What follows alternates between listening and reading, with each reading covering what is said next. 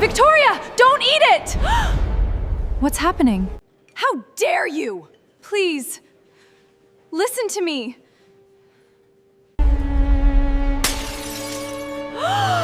Oh my God! Arrest her now! You're making a terrible mistake. Something is wrong. Victoria? You knew? I tried to warn you. I was trying to warn you. Those 5 trembling words echoed through the silent ballroom like a confession nobody had expected to hear. For a brief moment, Ethan Blackwood couldn't move. Only seconds ago, he had been certain Sarah Carter had deliberately ruined the most important day of his life. Now, as he looked into her frightened eyes, something didn't add up. Sarah wasn't begging for forgiveness. She wasn't trying to defend herself. She wasn't even looking at him. Her eyes remained fixed on Victoria, as though she was still afraid something terrible could happen. Before Ethan could ask another question, one of the security guards tightened his grip on Sarah's arm. "Sir, the police have arrived." Without waiting for instructions, the guards began leading Sarah towards the ballroom entrance. She didn't struggle, she didn't protest.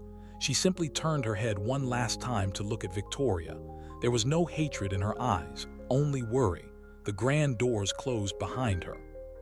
Few seconds later, the sound of police radios replaced the soft music that had once filled the room. Guests immediately began whispering. Some blamed Sarah for everything that had happened. Others wondered whether she had planned the entire incident. Not a single person stopped to ask why a woman with 3 years of spotless service would suddenly throw away her future in front of hundreds of witnesses. To everyone else, the answer seemed obvious. She had lost her mind. Ethan wanted to believe the same thing. It would have been easier, much easier, but Victoria's voice kept replaying in his head. "Something doesn't feel right." He turned towards her. She was still sitting exactly where the ceremony had been interrupted. Her breathing had steadied, but the color hadn't returned to her face. One of the wedding coordinators handed her a chair. She sat down slowly, forcing a weak smile as guests gathered around her with concerned expressions. "All right," she whispered, but she didn't sound convincing. She looked distracted. Almost frightened, Ethan knelt beside her. "Should I call an ambulance?" Victoria immediately shook her head. "No, I'll be fine." Her answer came too quickly, almost as though she didn't want anyone examining her. That struck Ethan as strange. Victoria wasn't someone who ignored her health. Even a mild headache usually ended with a visit to a private doctor. So why was she refusing help now?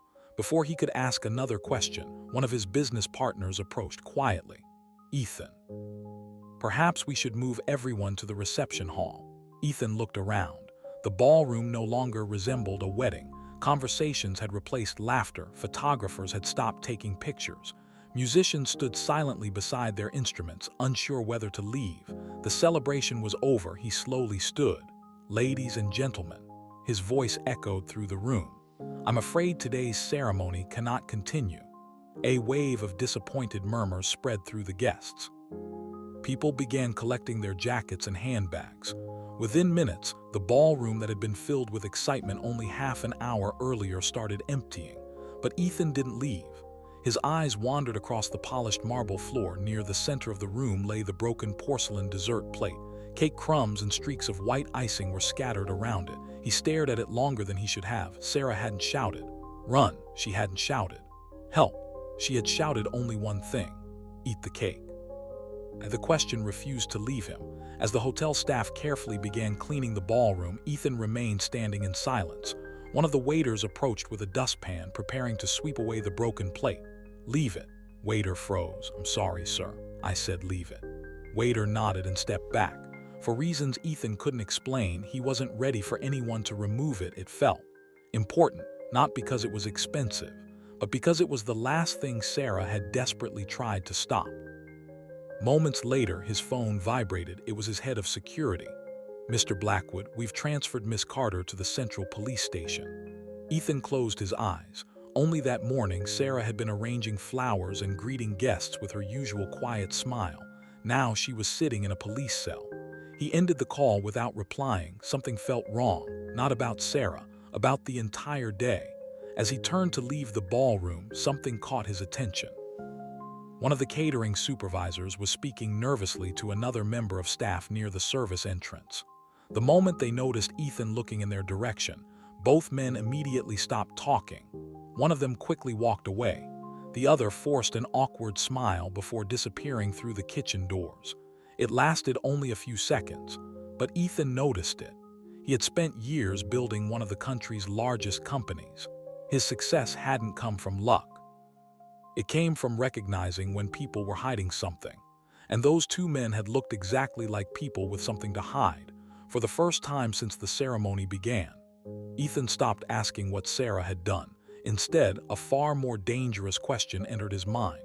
What had Sarah seen? The question refused to leave Ethan's mind. What had Sarah seen? It was the only explanation that made sense. She hadn't demanded money. She hadn't threatened anyone. She hadn't tried to escape after ruining the ceremony. If she wanted attention, there had been easier ways to get it. So why risk prison? Why sacrifice her job? Why destroy her own reputation? None of it added up. Ethan turned towards the service corridor where the two catering staff had disappeared moments earlier. When he reached the kitchen, the atmosphere had changed completely. Chefs quietly packed away untouched desserts. Waiters stacked silver trays without speaking. Nobody looked comfortable. It was as though the entire staff wanted to forget the day had ever happened. The head chef noticed Ethan and immediately walked over. "Mr. Blackwood, I'm deeply sorry about everything." Ethan nodded politely. "Just have a few questions." "Of course." Ethan glanced around the kitchen. "Were all your staff hired by your company?" The chef looked confused. "Yes, except a few temporary workers we brought in because of the size of the event." "Temporary workers? Only for today." Ethan's expression hardened. "Do you have their names?" "Yes. Everything was submitted to hotel management." Something about that answer stayed with him. Temporary workers, people nobody knew, people who could disappear after one day. He thanked the chef and walked away. Outside the kitchen, he found the hotel's security manager reviewing reports. "I need to see every camera covering the service corridors, kitchens, and loading entrance." Manager blinked. "Now." Inside the security room, dozens of monitors displayed different parts of the hotel. The manager began replaying footage from earlier that morning. At first, nothing looked unusual. Chefs carried trays. Florists arranged decorations. Waiters polished glasses. Everyone seemed busy preparing for the ceremony. Then Ethan noticed something. One member of the catering team wasn't working. While everyone else hurried from station to station, one man remained unusually calm. He wasn't helping anyone. He wasn't speaking to anyone. He simply watched. Every few moments, he looked over his shoulder as though checking whether anyone was paying attention. Pause. Screen froze. Ethan leaned closer. "Never seen him before." Security manager frowned. "He should be on the staff list. Find out." Manager immediately picked up his radio. Within minutes, another member of security entered carrying a printed list of temporary catering staff. They compared every face, every uniform, every name. The unknown man wasn't there. A strange silence filled the room. "If he isn't on the list," Ethan said quietly. "Then how did he get inside?" Nobody had an answer. The security manager immediately searched another camera. This time they watched the loading entrance. Delivery vans arrived one after another, florists, bakers, musicians, equipment suppliers. Then, just before 9 o'clock, the same unknown man walked into the hotel carrying a catering supply box. He wore the correct uniform. He walked with confidence. The security guard at the entrance barely looked at him before waving him inside. To everyone watching, he looked exactly like he belonged. Ethan felt a chill run down his spine, whoever this man was. He had planned this. Suddenly, Ethan's phone rang. It was the police station. "Mr. Blackwood." "Yes, this is the detective handling Miss Carter's case." "We've interviewed Miss Carter." Ethan immediately straightened. "She tell you why she did it?" There was a brief pause. "She says she was trying to stop your wife from eating the cake." Ethan closed his eyes. Exactly the same words. No chain, no new excuse, no attempt to save herself. Just the same explanation she had given inside the ballroom. The detective continued. "She refuses to say anything else unless she speaks to you." Ethan frowned. "To me. She says you're the only person who needs to hear the truth." The call ended. For several seconds, Ethan stood staring at the dark security monitors. Part of him wanted to ignore her. After everything that had happened, perhaps she was simply trying to manipulate him. But another part of him The part that had built a billion-pound business by trusting instinct, kept whispering the same thing, go and listen. As he left the security office, he passed the ballroom one final time. The cleaners had almost finished. The broken dessert plate had finally been cleared away. Only a faint smear of white icing remained on the marble floor. It was almost as though nothing had happened. Yet Ethan knew better, somewhere between the first bite of cake and Sarah's desperate warning. The truth had been buried. And unless he uncovered it soon, the person responsible would disappear forever. Before heading to the police station, Ethan paused beside his car and looked back at the hotel. For the first time in years, he realized something that made him deeply uncomfortable. Money could buy the finest venue, the finest security, the finest food, the finest wedding, but none of it mattered if you trusted the wrong people. Before we uncover what Sarah has been hiding all this time, take a quick second to subscribe if you're enjoying this story. We bring you powerful stories filled with shocking twists, emotional moments, and unforgettable endings. Now, let's find out what Sarah saw that made her risk everything. The journey to the police station felt longer than it actually was. Ethan drove in complete silence. The city lights blurred past his windshield, but his mind remained fixed on one question. What could Sarah possibly know that no one else had seen if she was lying? He would know. For years, Ethan had negotiated billion-pound deals. He had learned to recognize fear, deception, and manipulation within seconds. If Sarah was pretending, he would see straight through it. But deep down, he wasn't driving there to expose a liar. He was driving there because he feared she was telling the truth. The duty officer escorted Ethan through a narrow corridor before stopping outside interview room 3. "She hasn't spoken since we called you," the officer said quietly. "She just keeps waiting." Door opened. Sarah sat alone at a small metal table. Her once neat uniform was still stained with icing from the dessert she had knocked away.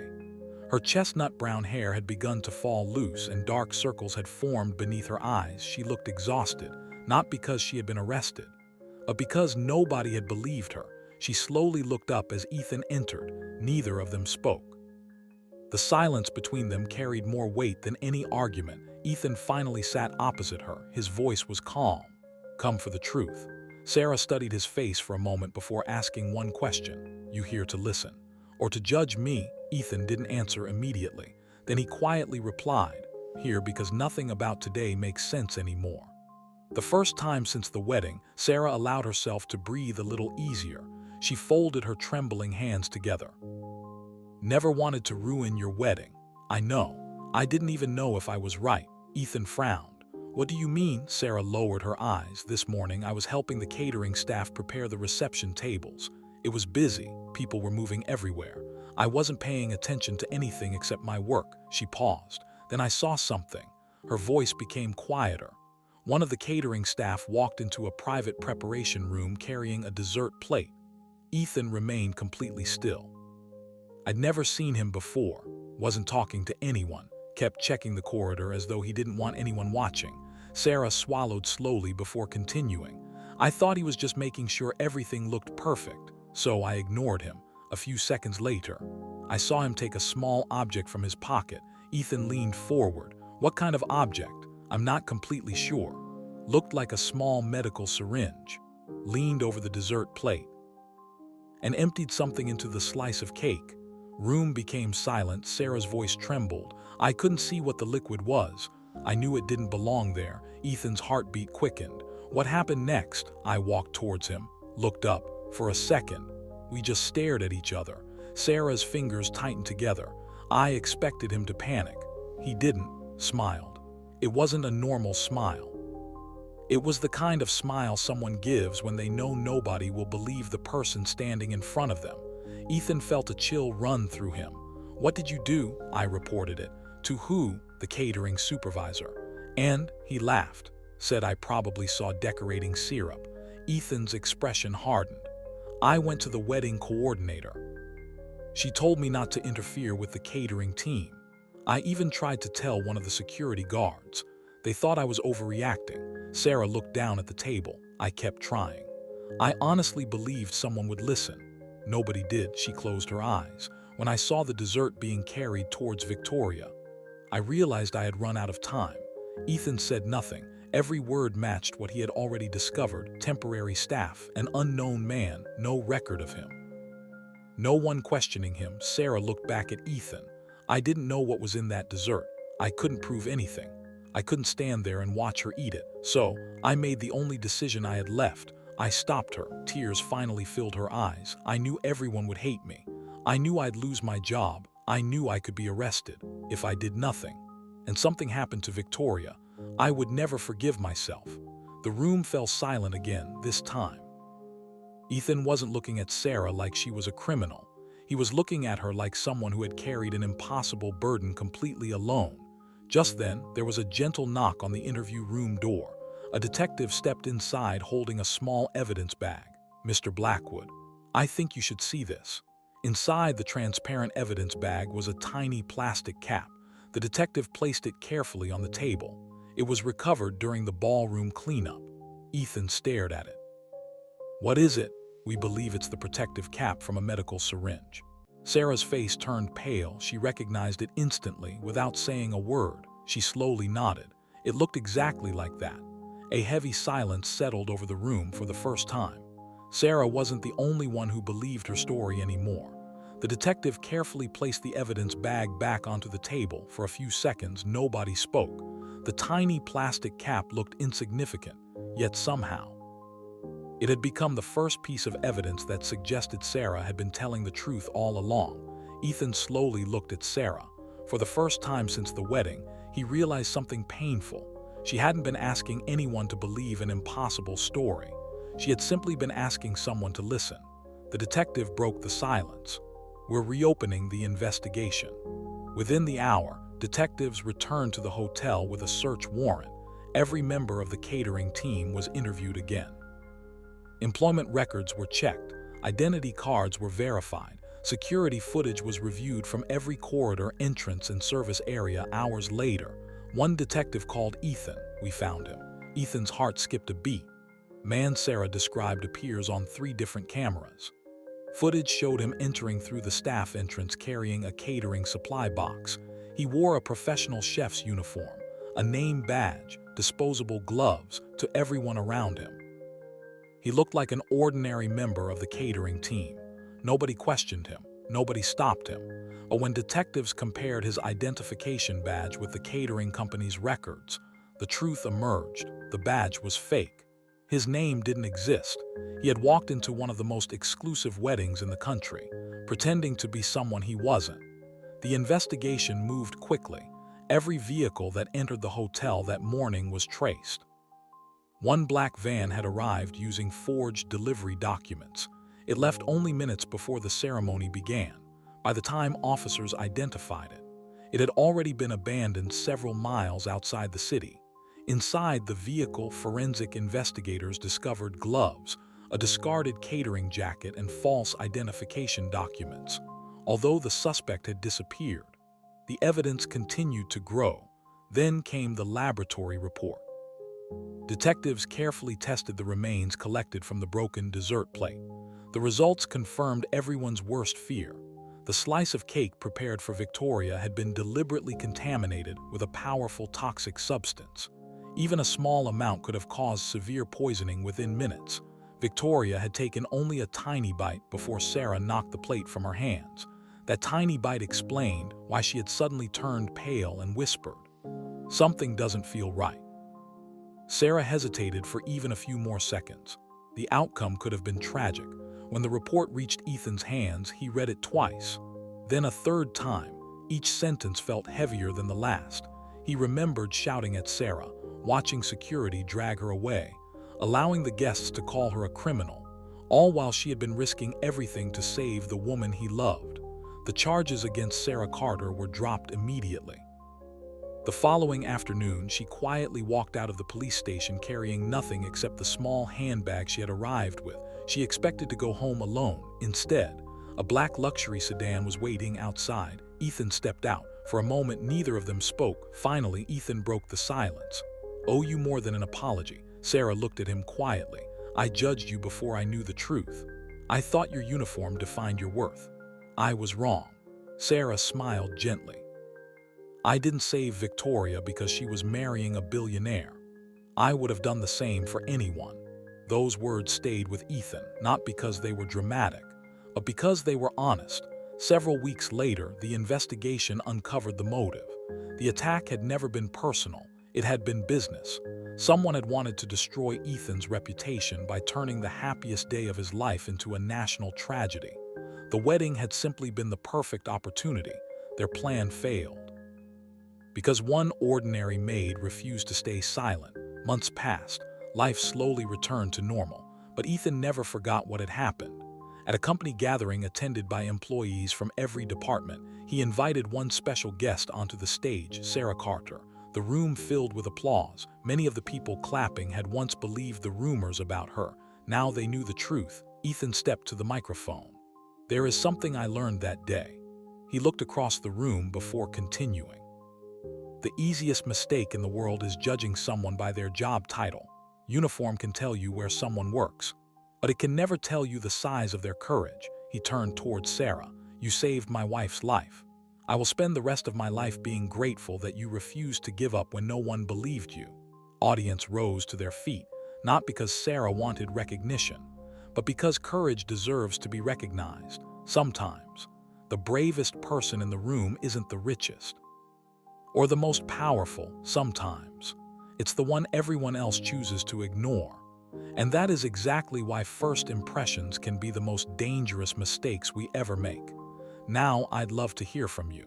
If you were Ethan Blackwood, would you have believed Sarah before it was too late? Or would you have reacted exactly the way he did? Share your thoughts in the comments below. I read as many of your comments as I can, and I genuinely love to hear your opinion. If you enjoyed this story and want more emotional billionaire stories filled with shocking twists, unforgettable lessons, and powerful endings, don't forget to like this video, subscribe to the channel, and turn on the notification bell so you never miss our next story. Thank you so much for watching, and I'll see you in the next story.